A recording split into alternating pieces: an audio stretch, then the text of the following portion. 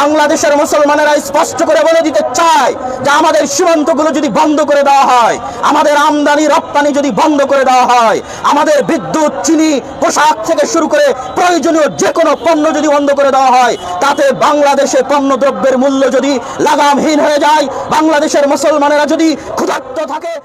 সম্মানিত প্রধান উপদেষ্টা ডক্টর মোহাম্মদ ইউনূসের সাথে যে মতবিনিময় সভায় অংশগ্রহণ করেছিলাম, সেখানে হিন্দু, বৌদ্ধ, খ্রিস্টান, বিভিন্ন ধর্মাবলম্বী মানুষগণ, তাদের ধর্মীয় পণ্ডিতগণ সেখানে উপস্থিত ছিলেন।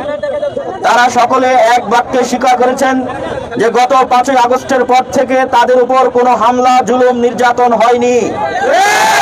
এটি সম্পূর্ণরূপে পার্শ্ববর্তী দেশের মিডিয়ার চক্রান্ত, অপপ্রচার। আজকে যেভাবে বাংলাদেশের মাটিতে গেরুয়া হিন্দুত্ববাদীদের পতাকা বাংলাদেশের লাল সবুজের পতাকার উপর উড়ানো হয়েছে, এই ঘটনা যদি ভারতের মাটিতে ঘটতো, ভারতের পতাকার উপর কালেমার পতাকা মুসলমানেরা উড়াতো, তাহলে ভারতের মুসলমানদের কি হতো? এই বিষয়গুলো মাথায় রেখে আপনারা সুশীল সাজার চেষ্টা করবেন, জোরপূর্বক সুশীল সাজার চেষ্টা করবেন না।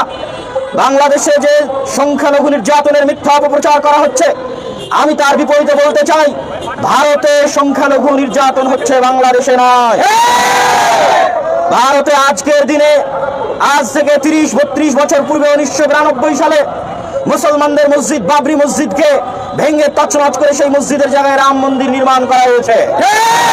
অথচ ভারতের হাইকোর্টের 1947 সালের রায় অনুযায়ী 1947 সালে যে কোনো মসজিদ মন্দির যে অবস্থায় আছে তাকে সেই অবস্থায় রাখতে হবে, এটি ভারতেরই হাইকোর্টের রায়। সেই রায়কে লঙ্ঘন করে এবং পৃথিবীর ইতিহাসের কোনো উপাসনালয়, কোনো ইবাদতগারকে এইভাবে ভেঙে ধ্বংস করা হয়েছে। শুধু তাই নয়, ভারতের মাটিতে মুসলমানদের জনসংখ্যা প্রায় 20 থেকে 25%, অথচ সরকারি চাকরিতে তাদের অংশগ্রহণ মাত্র 3%।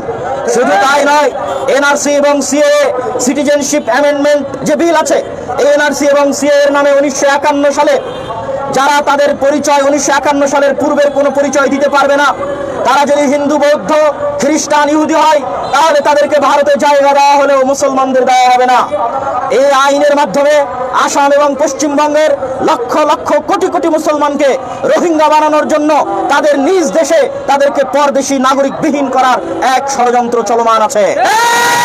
শুধু তাই নয়, ভারতের মুসলমানদের মুসলিম পারিবারিক আইন, ভারতের মুসলমানদের যে ওয়াকফ বোর্ড, এই ওয়াকফ বোর্ড এবং মুসলিম পারিবারিক আইনকে নিষিদ্ধ করার, বন্ধ করার অপপ্রয়াস এবং ষড়যন্ত্র চলমান আছে।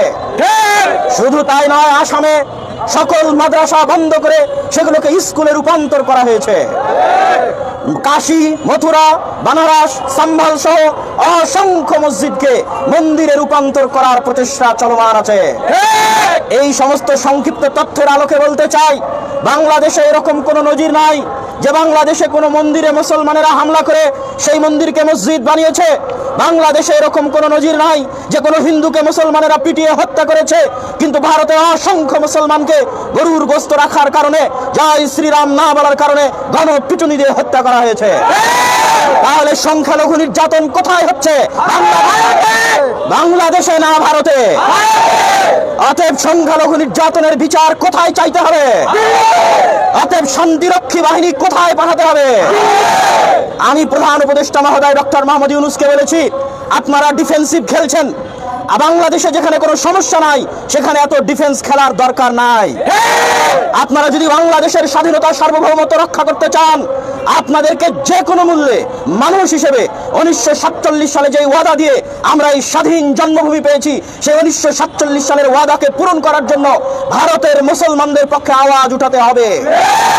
বাংলাদেশের সরকারের প্রতি উদাত্ত আহ্বান জানাবো, আপনারা অবিলম্বে রাষ্ট্রীয়ভাবে বিবৃতি দিয়ে ভারতের মুসলমানদের উপর অত্যাচার এবং জুলুম বন্ধের বিবৃতি প্রদান করুন। অবিলম্বে জাতিসংঘ সহ বিভিন্ন জায়গায় ভারতের মুসলমানদের নিরাপত্তা চেয়ে বাংলাদেশের শক্তিশালী অবস্থান তৈরি করুন। শুধু তাই নয়, এই দক্ষিণ এশিয়ায় আরো যে দেশগুলো আছে যারা ভারতের আগ্রাসনের শিকার, ভারতের আধিপত্যের শিকার, নেপাল, ভুটান, মালদ্বীপ, শ্রীলঙ্কা, পাকিস্তান, তাদেরকে সাথে করে নিয়ে শক্তিশালী সার্ক গঠন করুন।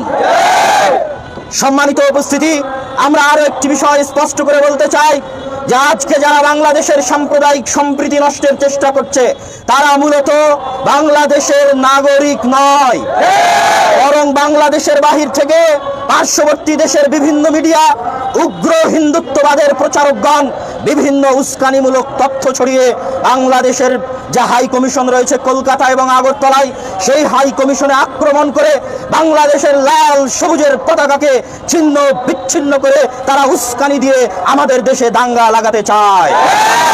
কিন্তু আমরা স্পষ্ট করে বলতে চাই, বাংলাদেশের মুসলমানেরা অতি রাজনীতি সচেতন, জ্ঞানী, বিজ্ঞ। সাইফুল ইসলাম আলিফকে অন্যায়ভাবে হত্যা করার পরেও যেভাবে বাংলাদেশের মুসলমান আলেম সমাজ তাদের ধৈর্য এবং প্রজ্ঞার পরিচয় দিয়েছে, তা পৃথিবীর ইতিহাসে এক বিরল দৃষ্টান্ত। অতএব ভারতের বা উগ্র হিন্দুত্ববাদীদের যে আশা যে তারা বাংলাদেশের মধ্যে দাঙ্গা লাগিয়ে বাংলাদেশকে অস্থিতিশীল করে বাংলাদেশের স্বাধীনতার সার্বভৌমকে হায়দারাবাদের মতো সংখ্যালঘু নির্যাতনের মিথ্যা কাহিনী তৈরি করে বাংলাদেশকে দখল করার যে অলীক স্বপ্ন, সেই স্বপ্ন বাংলাদেশের মুসলিম, হিন্দু, বৌদ্ধ, খ্রিস্টানরা মিলে নস্যাৎ করে দিয়েছে। এবং আমি আরো স্পষ্ট করে বলে দিতে চাই, এই ধরনের অপপ্রচার এবং উস্কানি যত বেশি চলবে বাংলাদেশের ঐক্য তত দৃঢ় হবে ইনশাআল্লাহ। বাংলাদেশের মুসলমানেরা স্পষ্ট করে বলে দিতে চায় যে আমাদের সীমান্তগুলো যদি বন্ধ করে দেওয়া হয়, আমাদের আমদানি রপ্তানি যদি বন্ধ করে দেওয়া হয়, আমাদের বিদ্যুৎ, চিনি, পোশাক থেকে শুরু করে প্রয়োজনীয় যে কোনো পণ্য যদি বন্ধ করে দেওয়া হয়, তাতে বাংলাদেশে পণ্য দ্রব্যের মূল্য যদি লাগামহীন হয়ে যায়, বাংলাদেশের মুসলমানেরা যদি ক্ষুধার্ত থাকে, পিপাসার্ত থাকে, তাহলে ক্ষুধার্ত পিপাসার্ত অবস্থায় আমরা শহীদে মৃত্যুবরণ করতে রাজি আছি, কিন্তু বাংলাদেশের স্বাধীনতার সার্বভৌমত্বের সাথে চুল পরিমাণ আপোষ হবে না ইনশাআল্লাহ।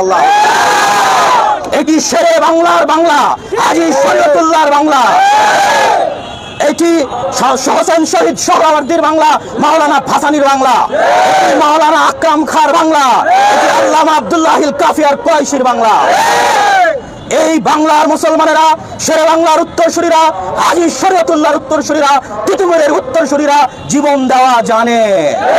গতকাল আমরা সম্মানিত প্রধান উপদেষ্টা ডক্টর মোহাম্মদ ইউনূসের সাথে যে মতবিনিময় সভায় অংশগ্রহণ করেছিলাম, সেখানে হিন্দু, বৌদ্ধ, খ্রিস্টান, বিভিন্ন ধর্মাবলম্বী মানুষগণ, তাদের ধর্মীয় পণ্ডিতগণ সেখানে উপস্থিত ছিলেন। তারা সকলে এক বাক্যে স্বীকার করেছেন যে গত 5ই আগস্টের পর থেকে তাদের উপর কোনো হামলা, জুলুম, নির্যাতন হয়নি। এটি সম্পূর্ণরূপে পার্শ্ববর্তী দেশের মিডিয়ার চক্রান্ত, অপপ্রচার।